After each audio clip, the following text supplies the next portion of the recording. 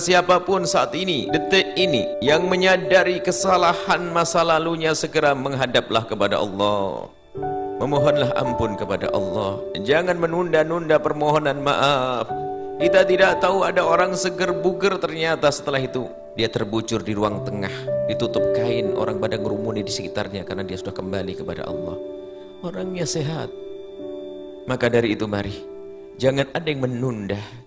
Jangan ada yang menunda. Saat ini, malam ini kita mengadu kepada Allah, mohon kepada Allah. Sebesar apapun dosa yang dilakukan seorang hamba, ketahuilah pengampunan Allah lebih luas dari itu semua. Yang pernah terpeleset dalam zina, sadari itu kehinaan. Kehinaan, manusia tidak punya kehormatan. Berzina ada pintu halal, kenapa harus masuk wilayah haram? Akan tapi begitulah perjalanan manusia yang kadang terpeleset menuruti hawa nafsunya dan mengikuti syaitan, terpeleset dalam zina yang hina dan hina di dunia dan hina di akhirat. Hanya orang-orang rendah yang bisa melakukan perzinaan. Hanya orang kotor yang bisa melakukan perzinaan. Ternodai. Akan tapi ketahuilah, sekotor apapun orang itu, kalau dia segera menghadap kepada Allah dan tidak menunda-nunda permohonan maaf, Allah akan bersihkan. Tidak ada kata kotor, tidak ada kata hina, tidak ada kata rendah. Dengan catatan segera mengadu kepada Allah, memohon ampun kepada Allah.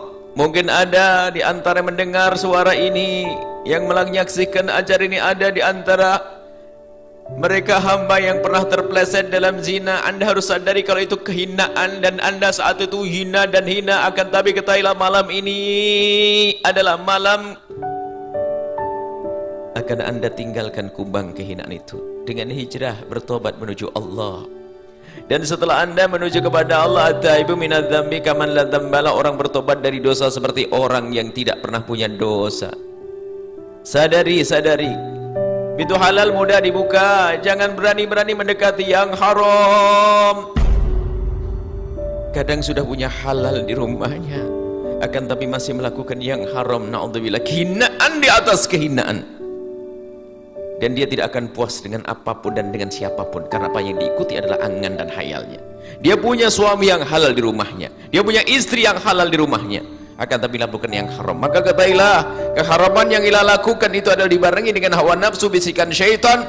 Dia tidak akan puas, terus dia akan mengembara dengan keharamannya. Kalau tidak segera tobat, dia akan mati dalam keadaan su'ul khotimah dan tidak menemukan kebahagiaan nanti di akhirat. Hanya senang sesaat, akan tersiksa sepanjang masa.